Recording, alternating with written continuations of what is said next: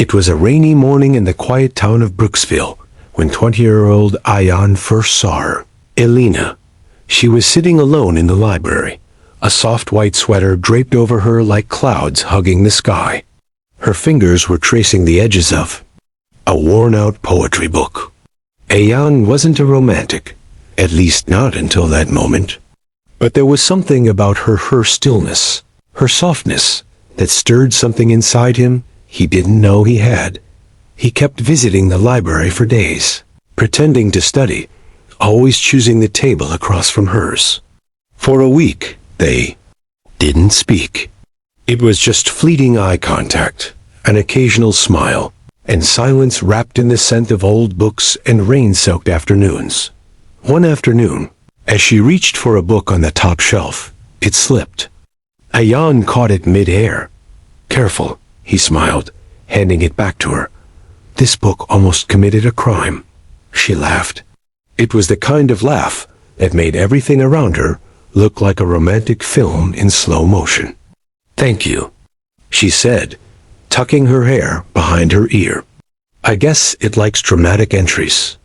"That makes two of us," he replied, a little surprised at his own boldness. From that day on, they started talking. About books, music, dreams, and fears. Ayan learned that Elena was 19, loved the color blue, was scared of thunderstorms, and dreamed of becoming a writer. She learned that Ayan was working part-time at a small cafe and wanted to study engineering. But more than that, they learned that being together, even in silence, felt like home. One evening, they walked under the streetlights, the world quiet except for the sound of their steps. "Do you believe in soulmates?" she asked, looking up at the sky. "I didn't," Ayan said, "but now I believe in you." She looked at him, eyes shining under the moonlight. "Why me?" "Because," he whispered, gently taking her hand, "every time I look at you, the noise inside me stops." They started spending every moment they could together. He'd bring her flowers he couldn't afford. She'd write him notes and hide them in his coat pockets. They had their first kiss on a park bench, their lips trembling, hands clumsy, hearts wild. It wasn't perfect, but it was theirs. One winter evening, Elena fell sick. Ayan didn't leave her side. He brought her soup, read her poetry, stayed up through the night just to watch her breathe. And when she got better, she said something that made him cry. "I don't want just these days with you. I want all my seasons to be with you."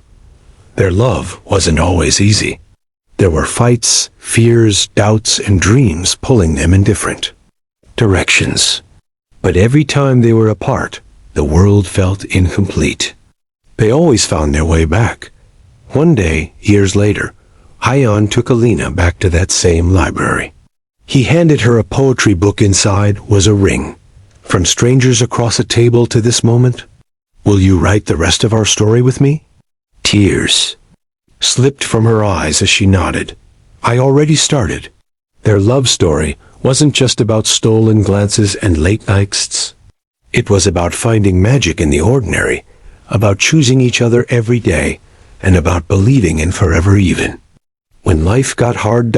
Because sometimes love doesn't need grand gestures. Sometimes it just needs two hearts, beating quietly together in a noisy world. 3 years passed since that day, and every day since then, their love had deepened. Like roots quietly growing beneath a strong old tree, Elena was now a published author. Her debut novel, The Silence Between Us, was inspired by their journey, two strangers in a library, finding a lifetime in each other's eyes. Ayan, now a full-time engineer, still carried one of her old handwritten notes in his wallet.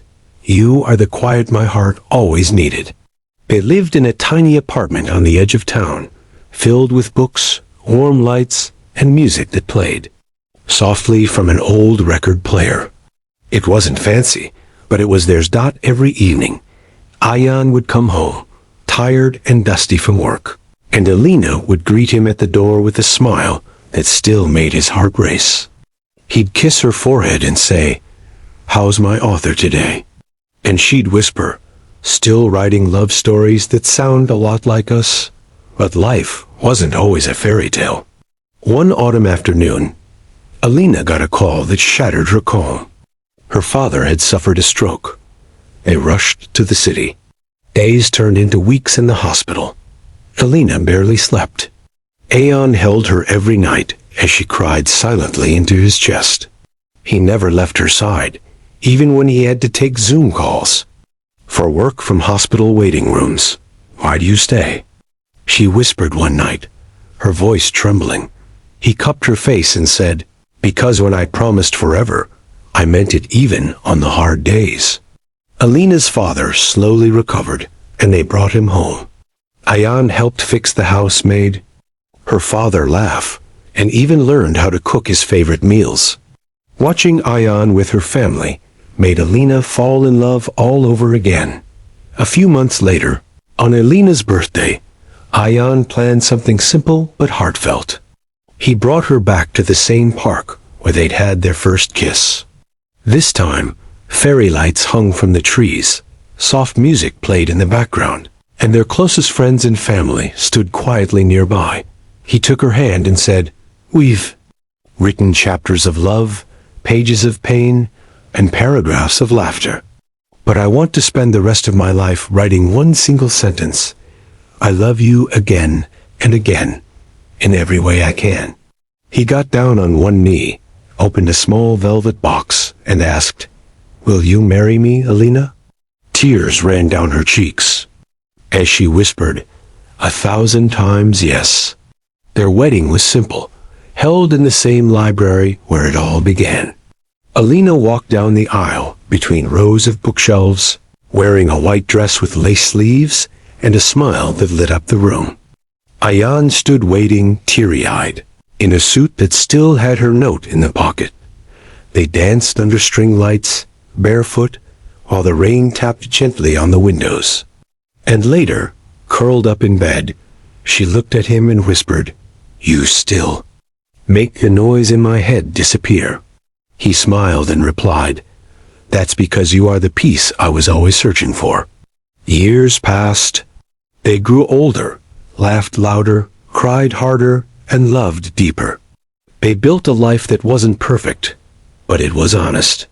They adopted a dog, planted a garden, and every Sunday morning, they returned to that library just to sit quietly, side by side, because sometimes the greatest love stories aren't the ones with dramatic twists and wild passion, but the ones written in everyday moments, gentle touches, shared glances, and whispered promises. And theirs was one of those stories. The morning sun filtered through the cream curtains of their home, casting a soft glow on the framed photos lining the walls, each a moment frozen in time. One photo stood out, Aeon and Alina standing outside the library on their wedding day, holding hands, eyes locked, smiling as if they already knew the life they build together. It had been 15 years since that day. Alina was now a mother, a wife, and still a writer.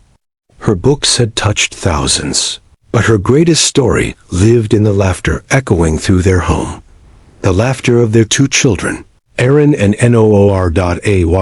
Had become a senior engineer, respected by all, but still the same boy who once nervously sat across from her in the library. Even after all these years, he left little notes for Elena under her pillow, and every Saturday morning, he brought her tea just the way she liked, no sugar, extra cardamom. Life had become a beautiful rhythm. Aaron, 11, had his father's curious eyes and gentle heart. Noor, just 7, had Alina's smile and her love for words. The house was filled with bedtime stories, weekend picnics, dance parties in the kitchen, and quiet evenings reading together. But time, like love, never stood still.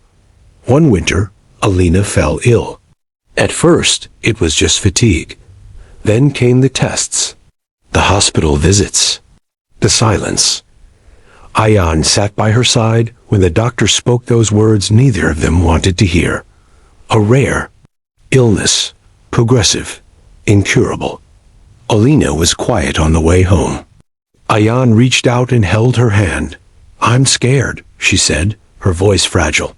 "So am I," he whispered, his voice breaking. "But I'll be scared with you, every step.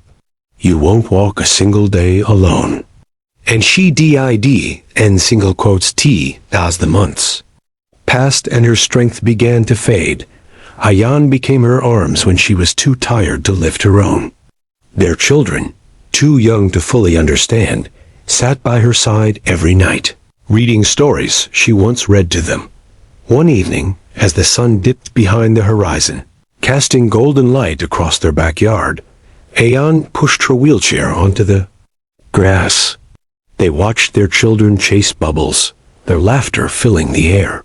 "This," she said softly, leaning her head on his shoulder, "this is the ending I always dreamed of. Not perfect, not easy, but full." Ayan kissed her forehead. "You gave me everything, Elena. You wrote my heart into life." And one quiet morning, with the smell of jasmine in the air and her favorite book on her lap, Alina closed her eyes and slipped peacefully into the kind of sleep that never ends. She left behind letters, one for Ayan, one for each child, to Ayan. She wrote, "If love had a face, it would be yours. If peace had a voice, it would be the way you said my name. Thank you for giving me a forever inside a borrowed time. Don't stop living. Don't stop laughing. And someday, when your hands are tired and your eyes begin to close, I'll be waiting just across the next sunrise. Love you, always and again." Alina. Years passed. Ayan raised Erin and Noor with all the love he had. Every night, he'd tell them the story of a boy who once fell in love with a girl in a library, and how that love became a life. He never remarried. He didn't need to, because some love stories don't need a second chapter. They're written once, deeply and forever. And every evening, Ayan would walk to the library, sit at their old table, and close his eyes for a moment. In that silence, in that stillness, he could hear her voice again, not as an echo, but as a whisper.